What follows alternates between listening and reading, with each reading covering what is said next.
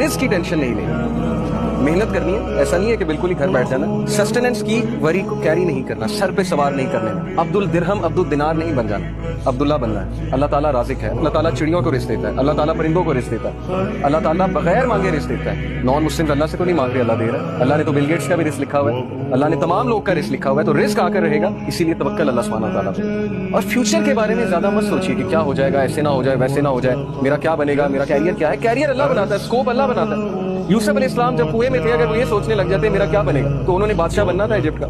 So you never know हालात कैसे change होते हैं। तवक्कल अल्लाह पे करना है बड़ा मुश्किल काम, इसीलिए तो इसका सवाब है, इसीलिए तो अल्लाह को ऐसे लोगों से मोहब्बत है, क्योंकि मुश्किल काम है, हर बंदा नहीं करता।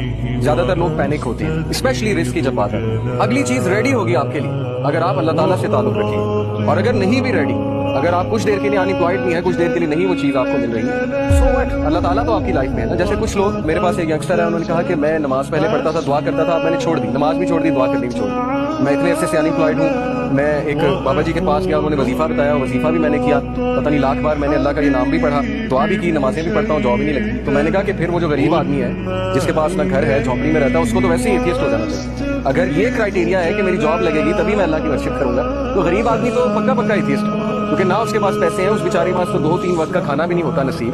तो देखिए ये चीज को क्राइटेरिया ना बनाए। Allah is not genie in the lamp. Aladdin वाला कॉन्सेप्ट नहीं है कि वो चिराग को रगड़ा, जीनी निकला और उसने कहा हुक्म मेरे आका, और आपने उसे कहा ये दे दो, और वो फौरन आपके सामने। तो Allah is not genie in the lamp, brother, Allah is your lord. Allah हमारा रब है। बजाय कि ये सोचने के कि मैं अल्लाह के लिए क्या कर सकता हूँ, हमारी सोच उलट है कि अल्लाह मेरे लिए क्या कर सकता है।